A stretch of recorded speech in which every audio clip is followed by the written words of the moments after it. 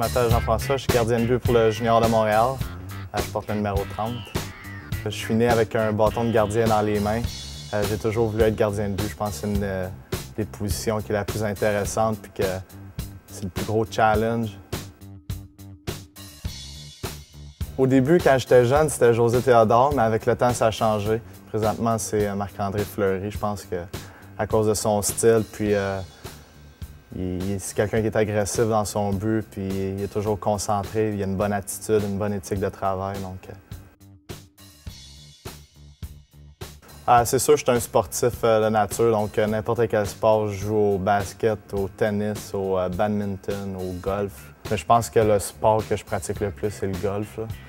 Justement à cause que ça te sort vraiment du hockey, t'es calme, t'es dans ta bulle, puis t'entends juste les oiseaux puis le son de ta balle. Fait que non, je suis quelqu'un qui aime ça, être relax des fois. L'année passée, j'ai été retranché du midget 3A.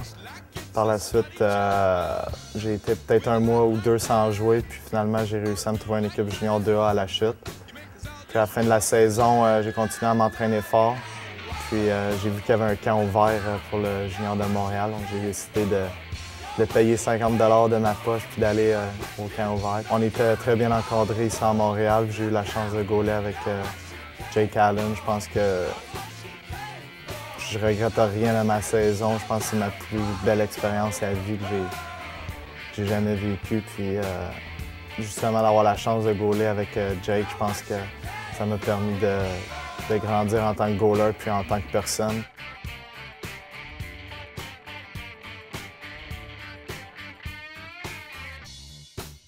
Ouais, du 11 au 14, moi et Jake, on s'est retrouvés au camp d'hockey Team Canada des moins de 20 ans. C'est un sentiment de fierté un peu d'avoir le gilet de Team Canada, quand tu vois tous les noms qui ont porté les chandails. Donc, pour moi, c'est venu me chercher en dedans un peu. J'étais vraiment fier d'être là. Puis, l'expérience est vraiment inoubliable. Jamais je vais oublier ça.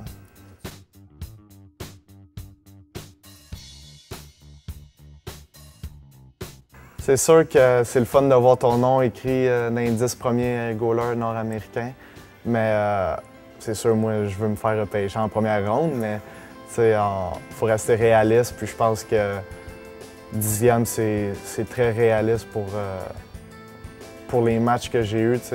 Les recruteurs ne m'ont pas beaucoup vu jouer. Par contre, quand j'ai eu la chance de jouer, j'ai pas manqué ma chance, puis je pense que j'ai très bien fait, donc on ne sait jamais.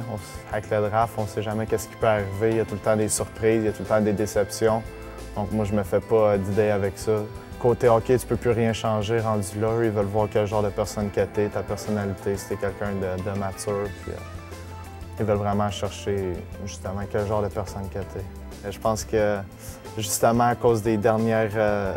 qu'est-ce qui s'est passé, ça a permis de me bâtir une force de caractère puis de jamais abandonner. Puis c'est pas vrai que quelqu'un va réussir sans avoir d'embûche. Puis je pense que c'est une belle leçon que j'ai eue. Personnellement, je pense que pour moi, j'aimerais ça aller dans une équipe qui est jeune, justement, qui est en reconstruction. Si jamais je me retrouve dans une équipe où c'est qu'il y a deux bons goalers qui ont des contrats à long terme, c'est sûr que je ne me laisserai pas intimider par ça, puis je vais essayer de faire ma place, puis il arrivera qu'est-ce qui arrivera. De toute manière, si ça va bien, ils n'auront pas le choix de me donner ma chance à un moment donné.